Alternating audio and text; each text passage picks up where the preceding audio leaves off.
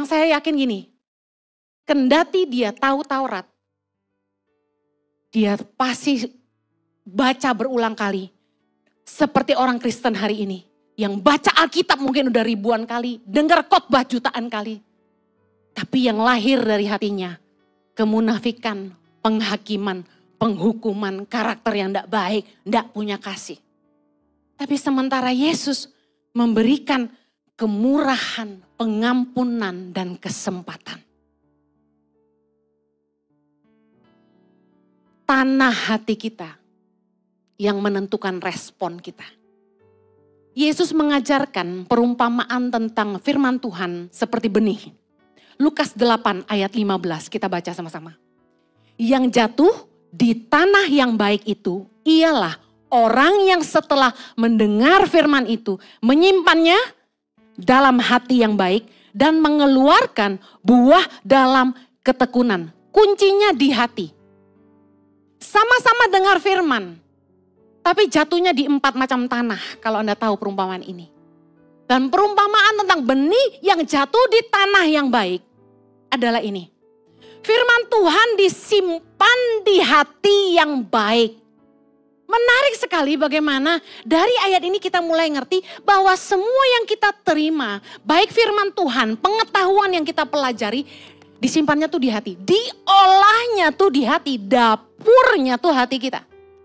Amsal 4 ayat 23 berkata, jagalah hatimu dengan segala kewaspadaan karena dari situ terpancar kehidupan. Dari hati kita terpancar kehidupan kita. Dapur hidup kita nih hati kita. Kalau hati kita itu tanah yang baik, maka firman yang adalah benih yang jatuh di tanah yang baik ini akan mengeluarkan buah-buah yang baik. Yang mengerti katakan amin. Semua firman yang kita baca, pengetahuan yang kita pelajari akan menghasilkan buah yang baik dalam kehidupan kita kalau tanah hati kita ini baik. Titus 1 ayat 15-16. Mari baca sama-sama. Bagi orang yang suci, semuanya suci. Tetapi bagi orang najis dan bagi orang tidak beriman, suatu pun tidak ada yang suci. Karena baik akal maupun suara hati mereka najis. Mereka mengaku mengenal Allah, tetapi dengan perbuatan mereka, mereka menyangkal Dia. Mereka keji dan durhaka dan tidak sanggup berbuat sesuatu yang baik. Lihat baik, tidak ada yang baik yang lahir dari akal dan suara hati yang najis. Sekali lagi, apapun yang baik, kalau jatuhnya di tanah hati yang tidak baik, keluarnya tidak baik. Akal, pikiran kita ini ibaratnya saringan. Kita kan kalau dengar apa-apa disaring dulu kan, pakai pikiran. Kalau pikiran kita ini kotor, apapun yang disaring tetap kotor. Karena saringannya kotor. Hati kita ibarat bejana. Kalau hati kita ini kotor, bejananya kotor, apapun yang dituang ke dalamnya pasti kotor. Anda mau simpan kerupuk di kaleng bekas simpan kopi? Gak mau. Kenapa? Kerupuknya jadi bau kopi. Bejana itu harus bersih, baru kita isi, betul? Kalau hati kita ini kotor, apapun yang masuk jadi kotor. Saya kasih contoh. Orang yang pahit hatinya, kata-katanya pasti nyelekit. Yang setuju katakan amin. Yang keluar pasti gak baik. Makanya orang tuh kalau yang keluar dari mulutnya tuh gak baik, sebenarnya yang luka tuh hatinya. Orang yang pikirannya kotor atau alias piktor, bukan Victor, ya pikiran kotor. Kita bicara apapun sama dia, nangkepnya jorok. Pernah punya teman-teman yang hobi nonton film porno? Atau Anda yang suka nonton film porno, angkat tangan? Lagi ngobrol apapun, jadinya kotor. Saya kasih contoh. Saya nih gak sempet keluar, jadi kalau saya mijit, gunting rambut, atau pedicure karena kaki saya kering, sebulan sekali harus dikikis, kalau enggak pecah-pecah. Nah, satu kali saya lagi di rumah, dilayani oleh salah satu dari orang inilah ya, saya enggak sebut ya, karena takutnya dia nonton khotbah saya. Nah, datanglah staf saya, Rio, Rio ini bantu saya pelihara burung di rumah. Dia kemarin pagi tuh nggak datang. Ternyata pergi kemana dulu. Gitu. Terus dia datang udah siang, terus saya bilang gini, Rio, kok kamu tega sih? Itu burung kelaparan loh. Kok kamu nggak datang pagi-pagi kasih makan dulu baru kamu kemana yang kamu mesti kerja atau kamu mesti pergi itu nanti dulu kasih makan dulu. Kasihan loh burungnya nanti mati saya bilang gitu. Kok kamu tega sih sama burung-burung itu? Saya ini lagi bicara burung beneran. Nah ketawa, nah, kan? Yang sudah ketawa saya tahu kalian udah ngerti maksud saya. Yang lagi terapi saya itu langsung ketawa-ketawa. Langsung bilang gini, iya loh burung loh nanti mati katanya gitu. Dia bilang, iya nanti burungnya mati, kenapa? Wah dia ketawa-ketawa. Wah ngeres ini. Karena burung itu konotasinya bisa beda. Ada amin? Nah ayo, yang udah ketawa saya udah tahu nih. Anda bisa nangkap sekarang. Kalau saringan kita ini kotor, pikiran kita ini kotor. Kalau bercanda tuh yang keluar tuh porno gitu loh. Bercanda apa aja bawaannya perut ke bawah. Heran. Bener gak? Ngangguk-ngangguk langsung beberapa orang. Orang kalau hatinya kotor. Orang ngomong apa aja yang baik sekalipun dia nangkepnya bisa gak baik. Saya khotbah tentang spirit of excellence. Menjadi excellent di dunia kerja. Saya bahas Kolose 3. Ayat 22 sampai 24. Apa saja yang kamu kerjakan, kerjakan seperti untuk Tuhan dan bukan untuk manusia. Nah, ayat 24 bilang, kamu tahu bahwa upahnya itu dari Tuhan. Nah, saya ngajar bahwa kalau kita kerja sungguh-sungguh. Nah, ada satu khotbah yang cukup viral di Instagram, khotbah saya. Itu yang komen paling banyak negatif khotbah itu. Seumur-umur saya khotbah. Yang terbanyak negatif khotbah itu, potongan khotbah itu. Pas di poin bahas itu. Sampai ratusan ribu yang komen. Dan rata-rata 80% negatif. Jadi orang-orang di Indonesia ini sudah punya mental gini. Udah lu kerja tuh sesuai gaji aja. Jangan mau kerja extra mile. Firman Tuhan berkata, kalau orang suruh kamu berjalan 1 mil, berjalanlah dengan dia 2 mil. Artinya doing extra mile. Nah, mereka bilang, jangan mau, jangan percaya. Saya dikomenin gini, wah dia mah pasti HRD, oh mantan HRD, oh dia bos. Saya dikata-katain, ada yang ngatain saya pakai kata-kata kotor. Pokoknya yang ngomong jorok saya delete semua. Yang meskipun komennya negatif tapi gak jorok saya biarin. Mentalitas orang kerja di Indonesia ini udah gini, Bu, kita yang kerja sungguh-sungguh itu kalahnya sama penjilat, mereka ngomong gitu. Bu, kita yang kerja sungguh-sungguh, ujung-ujungnya kalau dia nemu orang lain kita ditendang. Jadi banyak karyawan yang kecewa sama bosnya di Indonesia, saya kasih tahu. Mereka komen gini, Bu, khotbahin tuh bos-bosnya, jangan kita, gitu. Bu, kita mah nggak mau jadi karyawan, kita mau jadi bos aja. Mereka komen negatif semua tentang khotbah ini. Satu-satunya khotbah yang saya temukan ditentang begitu banyak orang sampai ratusan ribu. Berarti bos-bos orang Kristen kurang punya hati. Kenapa? Kok banyak orang sakit hati? Kerja nggak diperhatikan. Habis manis sepa dibuang katanya. Udah jangan mau ditipu sama ibu ini motivator katanya gitu. Saya dikatain pengajar sesat. Jangan mau. Kita kerja sesuai gaji aja pada gitu. Nah, saya perhatikan komennya kenapa negatif. Hati mereka sakit. Mereka dikecewakan.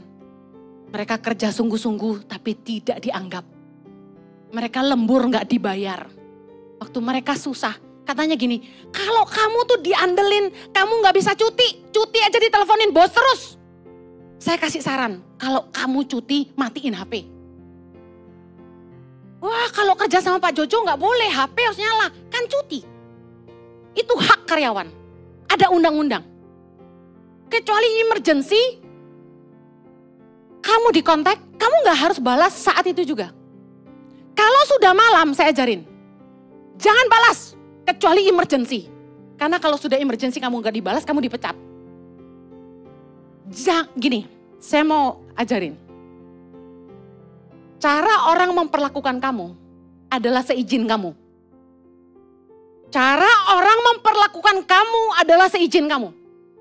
Kalau kamu balas WA orang tengah malam, artinya kamu mengizinkan orang WA kamu malam-malam. Bisa paham? Kalau kamu tidak izinkan orang perlakukan kamu seperti itu, balasnya besok pagi. Bosmu tidak bisa marah, kenapa jam 12 gak balas WA? Aturan dari mana harus balas jam 12 malam? Kecuali kamu satpam. Kamu harusnya jaga malam. Bos harus punya hati. Makanya banyak pasukan sakit hati. Jangan perlakukan karyawanmu seenak udelmu dewe. Firman Tuhan berkata, Matius 7:12. Lakukan kepada orang sebagaimana kamu ingin diperlakukan. Perbuat kepada orang lain sebagaimana kamu ingin orang perbuat kepada kamu. Itulah kasih. Jangan suruh orang kerja setengah mati, kamu sendiri mau libur, kamu sendiri mau tidur. Jangan neken orang sampai kayak gitu. Punya kasih. Ada amin Pastor Jojo? Amin. Orang Farisi, orang Saduki, para imam dan ahli Taurat. Membaca Taurat yang sama Yesus. Tapi punya karakter yang berbeda. Buah kehidupan yang berbeda. Karena hatinya jahat. Karena mereka hidup dari kemunafikan. Kalau kita mau jadi orang yang melakukan firman, miliki tanah hati yang baik. Pastikan pikiran kita jangan kotor, hati kita janganlah pahit. Yesus berkata gini dalam Matius 9 ayat 4. Tetapi Yesus mengetahui pikiran mereka. Lalu berkata, mengapa kamu memikirkan hal-hal yang jahat di dalam hatimu? Coba baca ayat ini baik-baik. Mengapa kamu memikirkan hal-hal yang jahat di dalam hatimu? Saya mau tanya, memikirkan itu di kepala atau di hati? Yesus bilang di hati. Maksudnya apa? Perenungan di batin. Dalam hati kita merencanakan yang jahat sama orang. Hati-hati dengan perenungan hatimu. Jangan suka merencanakan yang jahat sama orang.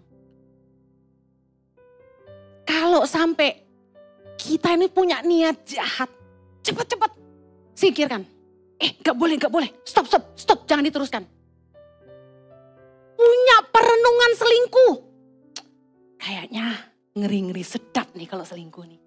Kayaknya asoy nih, excited nih. Udah jangan diterusin, cut. Itu dosa, selesai. Jangan malah direnungkan lebih dalam dan lebih dalam. Gimana caranya ngibulin istriku? Gimana caranya ngelabuin suamiku? Jangan malah diperdalam. Perenungan hatimu dijaga. Mengapa kamu memikirkan yang jahat dalam hatimu? Kalau kamu mau punya hati yang baik, jangan sampai merenungkan yang jahat. Ketulusan dan kemurnian hati menjadi tanah hati yang baik. Makanya hati kita harus murni. Amin. Sama teman itu jangan modus, harus tulus. Motivasi kita berteman tuh jangan ujung-ujungnya duit, UUD. Banyak jemaat sakit hati sama pendeta. Karena pendeta itu mata duitan UUD. Saya kasih tahu, jangan mengeneralisasi semua orang tersinggung Eke. Aku kan ora. Amin. Kalau saya UUD udah kaya dari dulu. Amin. Dengar, kita itu harus jaga hati murni. Jangan cuma baik sama orang karena ada maunya. Satu kali saya diceritain gini. Ada temen di Amerika selalu ditelepon sama temannya. Bro, titip ini dong bro. Kalau dia mau pulang ke Indonesia gitu loh. Di sini siapa yang kalau temennya pulang dari luar negeri selalu nitip angkat tangan. Jangan ada dusta di antara kita. Muka nitip-nitip dengar. Ojo ngabot-ngaboti wong. Kalau Anda mau nitip transfer dulu. Jangan pakai bahasa gini. Lu beliin ntar gua ganti ya. Gak ada. Itu kamus artinya gini. Beliin dong, minta dong. Kalau memang niat nitip, Bayar. Transfer dulu. Saya kasih tahu. Orang ini cerita sama saya. Ci, nitip ke saya, beli ini 2 ya. Beli itu 2 ya. Tapi giliran saya datang ke Indonesia, boro-boro dia ngajak saya makan. Tapi nitip gak pernah ganti. Hati kita lu harus tulus. Tanah hati yang baik itu adalah orang yang tulus dan murni. Jangan deketin orang karena ada maunya. Takut akan Allah harus ada di hati saya. Katakan sama-sama. Takut akan Allah harus ada di hati saya. Takut akan Allah itu enggak kelihatan. Adanya di hatimu. Dari mana kamu tahu kamu takut akan Tuhan atau tidak? Lihat keputusan-keputusan yang lahir dari hatimu. Kamu jaga hidupmu sesuai firman? Atau kamu lakukan apa saja demi kekayaan? Hati kita kalau takut sama Tuhan akan lahir dalam tindakan-tindakan kita yang menghormati Tuhan. Kita jaga kekudusan enggak? Kita hidup takut akan Tuhan enggak? Mazmur 86 ayat 11 berkata gini, tunjukkanlah kepadaku jalanmu ya Tuhan, supaya aku hidup menurut kebenaran-Mu. Bulatkanlah hatiku untuk takut akan nama-Mu. Saya kalau doain orang 2 ini saya ucapkan. Tuhan, jaga pertimbangan hatinya dengan kebenaran firman-Mu dan takut akan Engkau.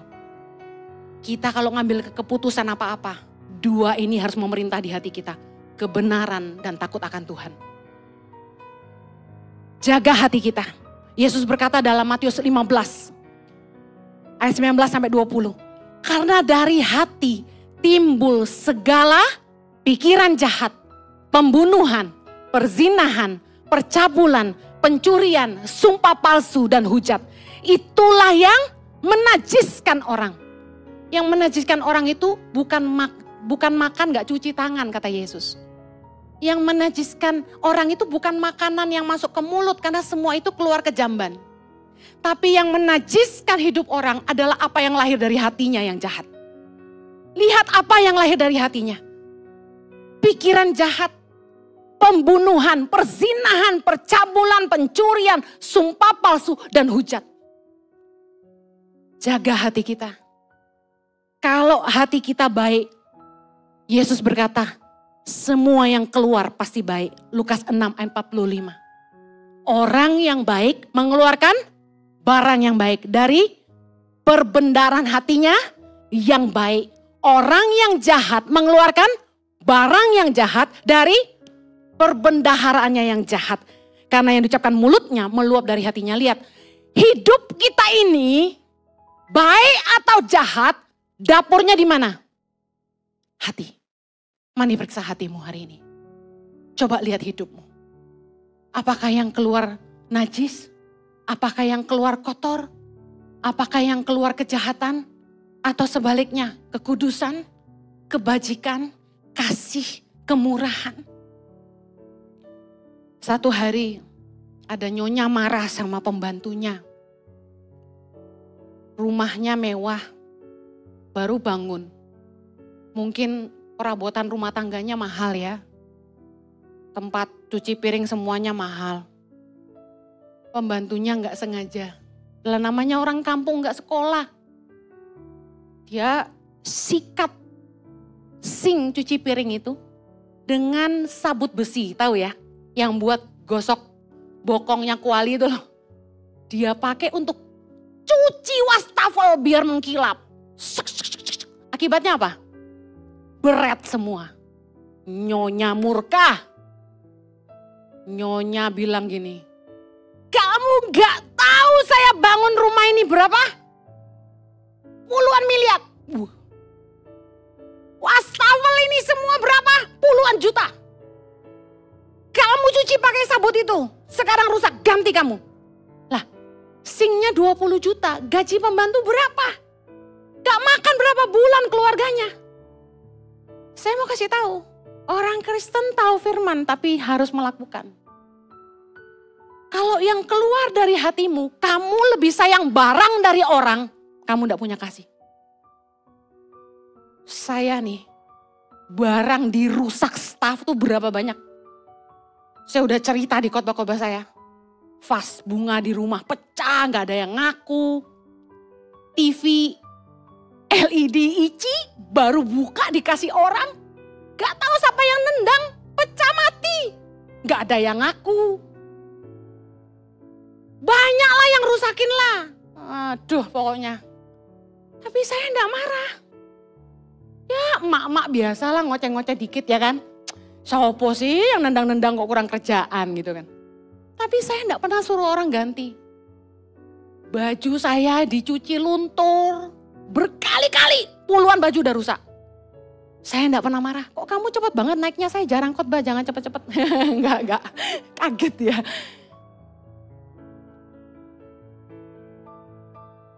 Kalau hatimu baik, kamu tidak akan perlakukan orang tidak baik. Sesalah apapun orang sama kamu. Kalau hatimu baik, orang mungkin berbuat jahat sama kamu. Tapi kamu tidak akan balas dengan kejahatan. Orang baik cuma bisa terbukti. Hati yang baik hanya bisa terbukti ketika orang membalas kebaikanmu dengan kejahatan. Ketika orang melakukan yang tidak baik sama kamu. Firman Tuhan berkata, Yesus mengajar kita. Apakah jasamu kalau kamu mengasihi orang yang mengasihi kamu? Apakah jasamu kalau kamu baik sama orang yang berbuat baik sama kamu? Orang dunia juga bikin itu. Mari lihat hatimu. Apakah yang keluar baik?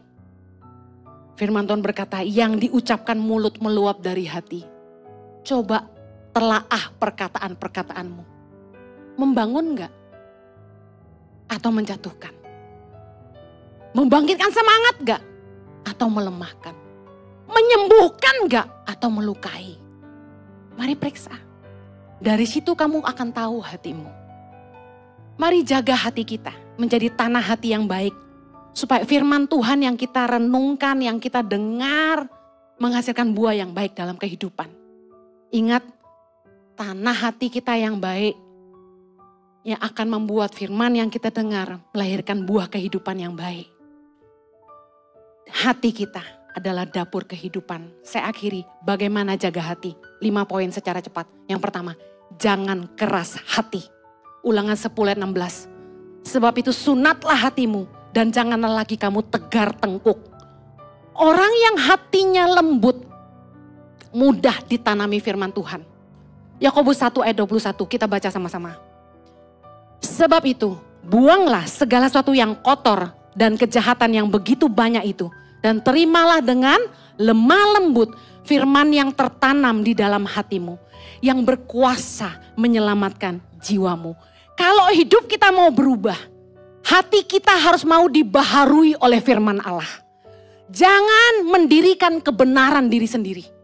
Roma 10 ayat 3 berkata, sebab oleh karena mereka tidak mengenal kebenaran Allah dan oleh karena mereka berusaha untuk mendirikan kebenaran mereka sendiri, maka mereka tidak takluk kepada kebenaran Allah. Banyak orang Kristen sangat kritis saat mendengar khotbah. Ayat dibalas ayat, kayak kita kalau berantem gitu. Ayat dibalas filsafat. Bahkan yang lebih parah, hanya mau dengar khotbah, hanya mau menerima khotbah yang sesuai selera. 2 Timotius 4 ayat yang ketiga. Karena akan datang waktunya orang tidak dapat lagi menerima ajaran sehat. Tapi mereka akan mengumpulkan guru-guru menurut kehendaknya untuk memuaskan keinginan telinganya. Gawat. Kalau nggak suka sama khotbahnya, menyinggung perasaannya, marah sama pendetanya. Orang yang hatinya lembut, nggak keras. Ditegur firman Tuhan pasti nurut. Orang yang hatinya lembut ditegur firman pasti nurut. Tapi orang yang hatinya bebal dengar kebenaran pasti disangkal. Mari jangan keraskan hati.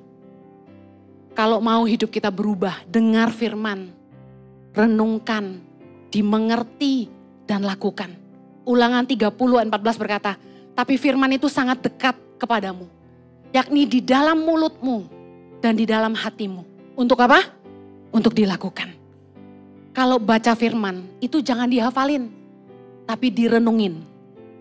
Renungkanlah firman itu siang dan malam supaya kamu bertindak hati-hati. Perenungan kita akan firman Tuhan, artinya gini, kamu baca tuh harus paham. Kalau nggak paham, tanya pendeta, tanya mentor rohani, atau Google aja. Banyak penjelasannya. Pendeta juga belajar dari Google. Saya buka bocoran. Pak Juju punya banyak pengetahuan loh kalau khotbah. Apa enggak pernah Google? Google enggak Pak? Google ya sayang. Terima kasih Om Google. Dengar, saya mau kasih tahu, Yesus waktu khotbah, Yesus itu bisa bahasa Yahudi. Bahasa kelas tinggi. Tapi Yesus khotbah dengan bahasa pasar, yaitu bahasa Aramik. Bahasa kelas bawah. Bukan bahasa yang tinggi-tinggi teologi ya. Kenapa? Karena Yesus mau semua orang bisa memahami dia. Firman Allah kalau tidak dipahami, tidak dimengerti, tidak bisa dihidupi. Makanya nih para pengajar di ICI, jangan khotbah pakai bahasa tinggi, orang gak ngerti. Amen. Kuncinya itu bukan dibaca tapi direnungkan dan dilakukan. Yang kedua, bagaimana kita jaga hati. Jangan tinggi hati. Orang yang tinggi hati pasti lupa diri. Kalau udah kaya, jangan lupa Tuhan. Jangan lupa sama orang yang nolong kamu. Orang yang tinggi hati melupakan Tuhan. Ulangan 11-18, saya gak ada waktu. Anda bisa baca dan foto aja di LED. Saya bersyukur di hidup kita ini Tuhan kasih ujian. Karena lewat ujianlah Tuhan menjaga kita tetap rendah hati. Yang mengerti katakan amin. Yang berikutnya, bagaimana kita menjaga hati? Yang ketiga, jangan iri hati. Jangan suka iri. Jangan lihat orang lebih kaya iri. Jangan lihat orang lebih maju iri. Lihat saudaramu punya lebih, kamu iri. Saya kasih tahu, iri hati itu membusukkan tulang, kata firman Tuhan. Tulangmu cepat keropos loh kalau kamu iri terus sama orang. Amen. Iri hati adalah akar kejahatan. Saya kasih contoh. Ingat waktu kejadian Kain dan Habel? Persembahan Habel diterima, persembahan Kain tidak. Marahlah Kain. Dia cemburu. Apa yang terjadi? Dia bunuh Habel. Ingat kisah Yusuf? Saudara-saudara Yusuf iri hati kepada Yusuf. Anda bisa baca dalam Kejadian 37 ayat 11. Maka iri hatilah saudaranya kepadanya. Apa yang terjadi? Ayat 18, mereka telah bermufakat mencari daya upaya untuk membunuhnya. Orang dari iri mau bunuh. Iri mau bunuh. Bahaya. Jangan suka iri hati sama orang. Daripada iri hati lebih baik kita syukuri apa yang Tuhan beri dalam hidup ini. Yang mau katakan amin. Yang keempat, bagaimana jaga hati? Jangan menyimpan amarah atau dendam. Baca sama-sama Mazmur 378. Berhentilah marah dan tinggalkanlah panas hati itu.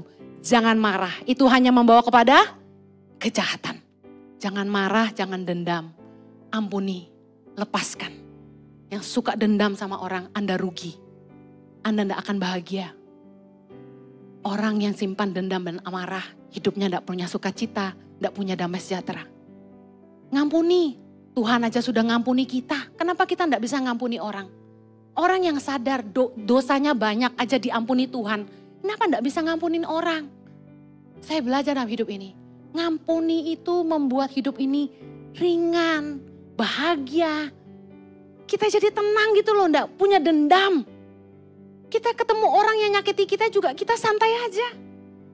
Amin. Ayo, jangan simpan dendam dan amarah. Yang terakhir, bagaimana jaga hati? Jangan cinta uang. Karena 1 Timotius 6 ayat 10 berkata, akar segala kejahatan adalah cinta uang. Kalau Anda mau jaga hati, ingat baik-baik, jangan sampai tinggi hati, jangan sampai iri hati, jangan sampai, lupa aku, poin pertama tadi. Jangan sampai tinggi hati, jangan iri hati, jangan menyimpan amarah atau dendam, dan jangan cinta uang. Jangan keras hati. Yuk taat sama firman. Saya berdoa agar Anda jaga hati Anda. Kelihatannya sederhana. Cuma urusan hati. Tapi saya kasih tuh enggak mudah. Hatimu adalah dapur hidupmu. Kalau kamu mau yang lahir dari hidupmu baik, jaga hatimu. Amen. Jangan keras hati, dengar firman Tuhan lakukan.